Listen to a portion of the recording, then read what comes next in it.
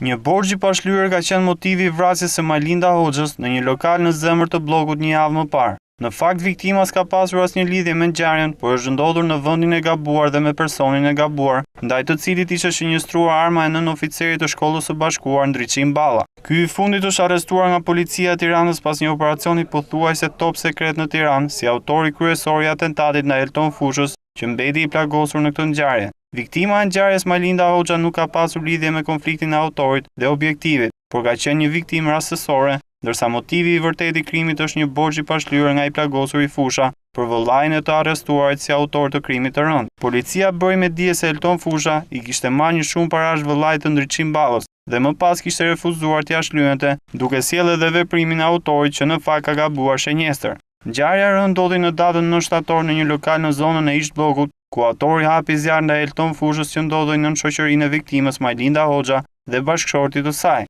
Një nga plumbat e armës automatike i mori jetën gruas, ndërsa Elton Fusha mbeti i plagosur dhe ndodhet nën masa të larta sigurie në spitalin ushtarak.